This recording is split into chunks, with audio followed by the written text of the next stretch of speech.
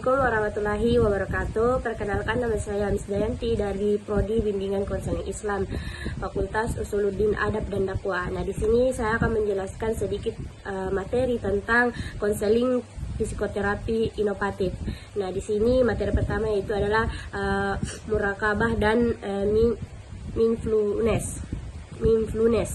Nah, di mana materi ini berbentuk kesadaran diri dalam Islam yang menanamkan keyakinan bahwa Allah itu selalu ada dalam diri kita, dalam pikiran kita, atau di setiap perbuatan manusia.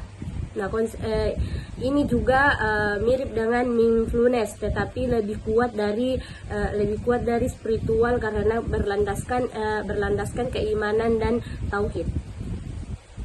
Nah, dalam bimbingan konseling Islam juga, murakabah efektif membantu mengurangi stres dan kecemasan serta menumbuhkan ketenangan, kesabaran dan keikhlasan.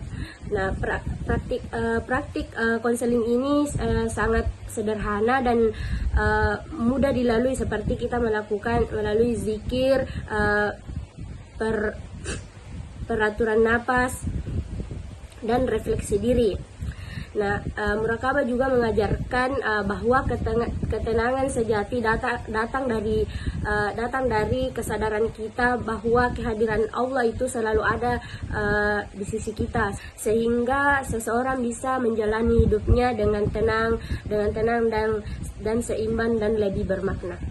Kemudian ada materi Grand Attitude Journal. Nah, Grand Attitude Journal ini adalah sebagai latihan sederhana untuk membantu membiasakan diri untuk bersyukur dengan cara menulis hal-hal baik yang terjadi atau yang dialami di setiap hari. Nah, kita bisa menulisnya di buku harian atau intinya buku-buku catatan. Nah, kebiasaan ini juga bisa membantu individu untuk lebih fokus ke hal-hal positif, mengurangi stres, dan meningkatkan rasa bahagia. Nah, itu bisa terjadi ketika kita melakukannya secara rutin. Nah, Grand Attitude Journal ini juga bisa membentuk sikap hidup yang lebih baik dan positif, dan membuat seseorang lebih mampu menikmati hidupnya dan memaknai hidupnya. Seperti hari ini kita diberi rezeki yang lebih sehingga kita bisa makan enak. Nah, sehingga kita bisa belajar bahwa kita mempunyai pengalaman baru karena kita telah mencoba makanan-makanan yang enak. Karena kita mensyukuri apa yang telah kita dapatkan. Kemudian ada materi terapi CBT. Nah, di mana terapi CBT ini adalah sebagai terapi yang menggabungkan cara berpikir dan perilaku dengan nilai-nilai Islam. Nah, di mana terapi ini membantu seseorang mengubah pikiran negatif menjadi pikiran yang lebih positif dengan nilai-nilai Islam. Nah, ini juga bisa memperkuat iman kita melalui zikir, sholat, dan bertawakal, dan bisa memandang masalah yang datang dalam hidupnya.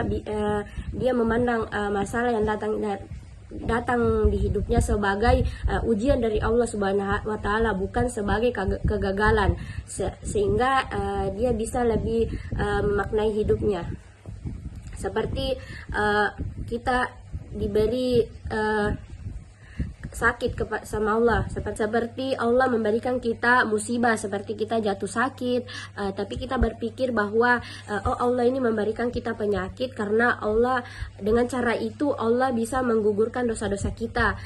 Bukan kita berpikir seperti kenapa Allah kasih sakit, Kak? Apakah Allah tidak sayang sama kita? Tidak, tapi cara Allah lebih baik dengan memberikan kita sakit, sehingga dosa-dosa kita bisa gugur sedikit demi sedikit.